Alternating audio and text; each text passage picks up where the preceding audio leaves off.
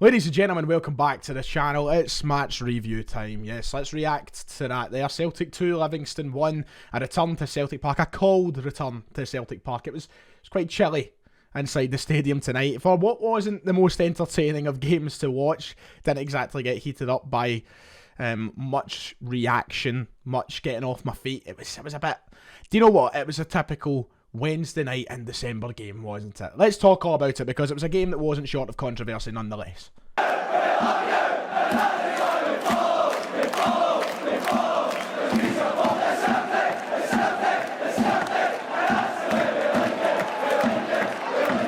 Like and subscribe if you haven't already. It is late. I'm recording this at 5 to 11. The traffic was quite bad tonight. I don't know about you guys who were there. I don't know if you just found the traffic quite weird. It was like, it wasn't that busy before the break. I don't remember that, but didn't it look that full tonight in Celtic Park? It was weird. Anyway, enough babbling on about stuff that doesn't really matter.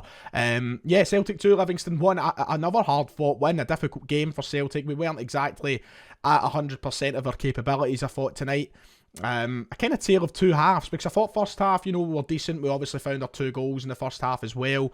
We conceded in the first half, and then everything kind of slowed down in the second. It wasn't a great watch. We only had the kind of VAR decision to really talk about. So I'm going to try and wrap this one up relatively quickly tonight, because I do want to get it out in the same day the game was played, and also know that everybody will be eager to get to their beds after a tiring evening at the football. So, yeah, as I said, Celtic, they weren't great. And Livingston always present a task, as we know. But tonight we just seemed a little bit slow, a little bit off the pace, and I don't know if it's that same sort of rust coming back from the international break, the World Cup break, that's still there for Celtic. But just in the attacking third once more tonight, I still thought we've seen a lot of the same issues as what we've seen against Aberdeen at the weekend. You know, a lot of times we're going forward, we're getting into that final third, and we weren't clinical enough, or sometimes we just weren't getting that final shot away. A lot more of the same old cross along the face of the goal and nobody's there. I thought that Kyogo at times was a little bit slow and sluggish to getting off his mark. I know he scored and we'll come on to that, but a lot of times I thought the ball comes across and he was standing too far back, or he wasn't moving quick enough, and maybe just, you know, if he was an inch off the mark a little bit quicker off, he would have maybe got to the end of some of those crosses and maybe be able to make more, convert more chances. But it was more of the same as what we've seen against Aberdeen. And I'm hoping it's something we do manage to sort, because I've seen a lot of people throughout the game, as I kind of glanced at Twitter at stoppages or at half time, I've seen a lot of people once again getting on the back of the striker, and even at the end of the game as I've looked now, a lot of people still saying, you know, Kyogo and Giakoumakis, we need an improvement. We know we've got 2 quality strikers there, and maybe, you know, they haven't returned from this break the player that we know they are, but, you know, I think a lot of people are really starting to get overly anxious about how good they are. Like, listen, they are quality players, we know that, and I think it will maybe just take a little bit of time for not just them, but the rest of this team to come out of their shell. I think that Saturday will be a huge game, and of course we want to get up to speed before this derby game's played on January 2nd, but yeah, I think it's just typical of us coming back from a break to be like that. And what I said in the intro to the video, I think, honestly, it sums up tonight. Like, I feel like we've watched that exact game so many times as Celtic supporters.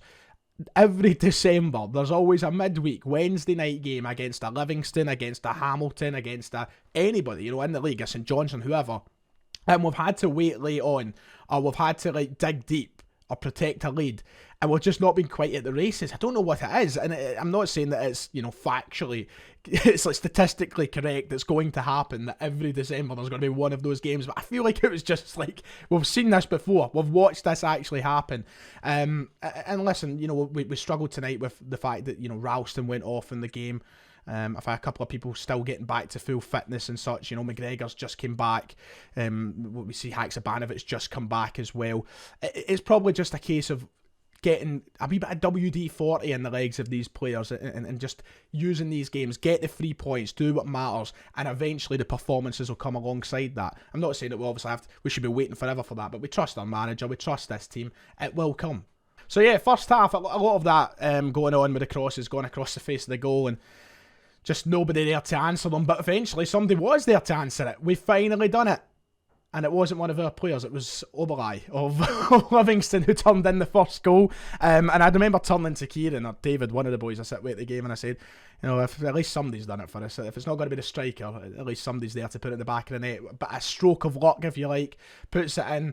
And then Kyogo finally got on the end of one right before half-time as well to make it 2-0, and I was really happy for him to get that. Listen, if people are doubting Kyogo, if people are thinking that he's washed for any reason, and he's not good enough, not up to this standard, get your head a wobble for a wee bit. We know how good this boy can be, and we just need to trust him getting goals like that, getting his confidence back.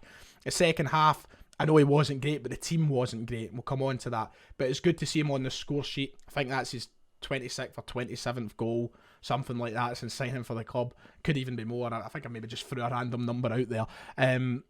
But, you know, him getting goals over the next few games will be important. Just build that confidence back up, and that'll come and it'll resonate throughout the entire team. Abada done well to get the assist as well. I thought Abada was probably one of the players who was more lively throughout the game. I liked what he was doing. I think it was kind of the same as what we had on Saturday when he came off the bench. He was attempting to make these runs. He was cutting inside when he could. He did have a couple of shots on goal. But yeah, it was good for Kyogo to get that. The one thing is the goal we conceded right after we scored and right before the break. What is going on there? What was going on? Don't like conceding those kind of goals. It is a sort of a wake-up call when you concede those type of goals. We shouldn't be, and it was poor of us to concede it. And right when we take a 2-0 lead and there's positive vibes going through the ground to then throw it away right before half time, it doesn't send you the greatest mood into the second half. Even though you're leading the game, kind of just takes a bit of a sting out of it.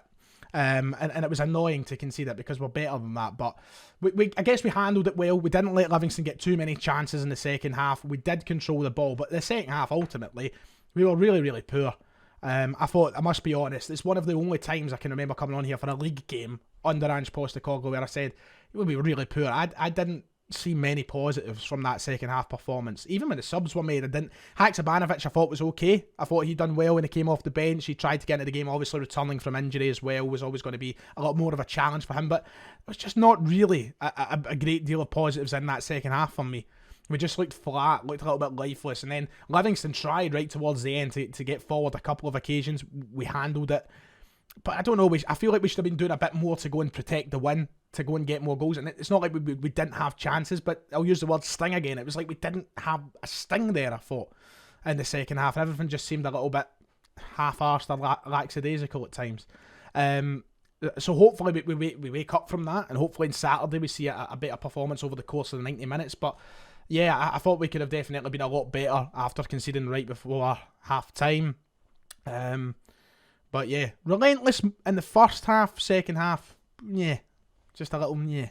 Now, the big talking point of the game is the offside decision. Of course, you score that goal, it stands, then it becomes a 3-1 game, and maybe you're a lot more positive. If you're me, I mean, I'm being slightly more negative in the second half, and a lot of you might not agree with me. I understand that. Everybody's entitled to their own opinion. We won, and that's the main thing. We're 9 points clear. I don't get a toss. But if the third goal goes in, it maybe changes my sort of narrative of the game. But what it's baffling me, because I think the referees have done enough in this country over the course of the last few years, never mind tonight, to make that even mind-boggling for us to try and judge if it's onside or not, because they can't make a fucking decision. How does it take so long to determine whether it's either onside or it's offside? And even when the referee is called over to the screen, he took a really long time to make his mind up. Now, when I watch it back, to me, at first it looked offside, because Abada is in an offside position. When the pass is being played, he's in an offside position. However, Abada then moves to an onside position. The defender then heads the ball into the path of Abada. Now, I don't know what the current rules are, because I feel like they change them as the weather fucking changes. And I feel like, especially in Scotland, that they just make the rules up as they go. But if the player heads it on to Abada, surely that's not offside. Now, I don't know if anybody's more clued up on the refereeing side of the game than me, but that's what I always understood. And the player does head it. The player heads it into the path of a now onside Abada. I understand that the initial intention of the pass was going to an offside Abada, but the course of the pass has changed, and Abada moves onside. But the confusion that I'm showing here in trying to determine a decision is also the confusion running around the people who run the games. And that is not a good sign. That should not be happening. The referees should have a grip on what the rules are or not, and they can't do that. They can't make a decision based off that, and that is concerning. That is worrying. So really baffling one for me. I thought it was on.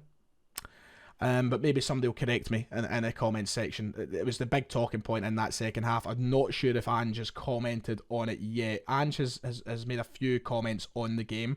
He said, I thought the performance wasn't one of our best. The first half was okay, but I'm disappointed that we had balls across the box and we didn't have bodies in those areas.